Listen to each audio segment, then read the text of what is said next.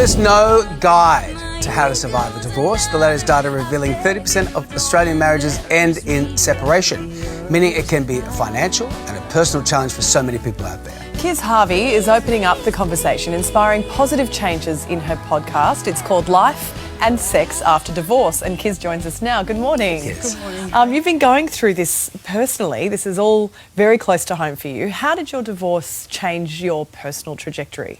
Look, it changed absolutely everything, and I think that's common for people going through a later life divorce.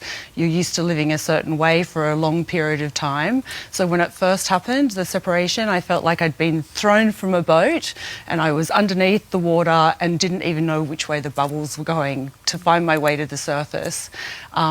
I was studying, I considered dropping out, which didn't happen, and I then realised that consistency, self-care was really important. The small things, sleep, diet, exercise.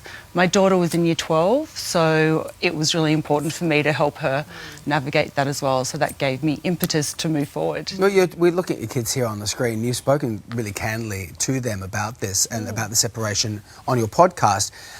That's a traumatic time for everyone, even though they're older. How did they manage it, and how did you manage it with them?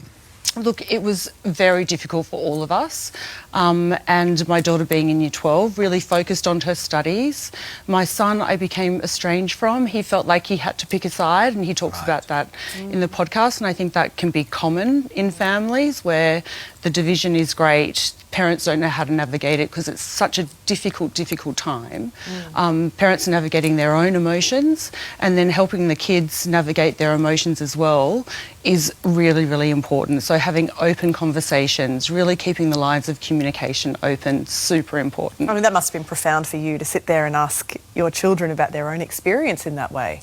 It was, and I'd had conversations with them, obviously, before we did the podcast, or maybe not so obviously, but it was therapeutic doing the podcast. We were able to cover off lots of different feelings that they had, and I think it was important for both of the kids not just to have me and their dad to go to talk about the divorce, but to have a network of friends and family that they could speak to safely.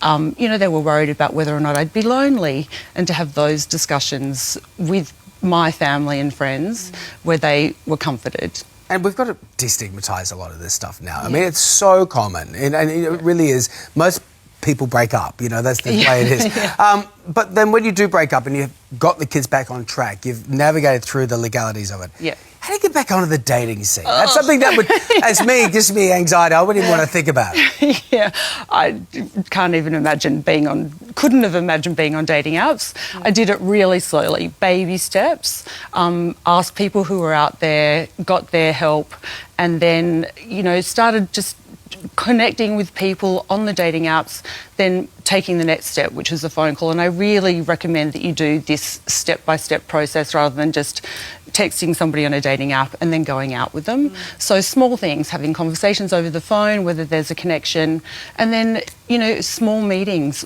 going for a walk or for a drink or a coffee rather than just launching straight into a big dinner so taking your time. And look, they're as toxic and challenging as everyone says, but they also can be great fun. And I've made some great connections with people that I'm still in communication with. Well, there's some great advice there, and this will resonate with a lot of people. So thank you for coming in and talking about it this morning. Thank you so much. And you can listen to Life and Sex After Divorce on your favourite podcast platform. Check it out. Straight ahead.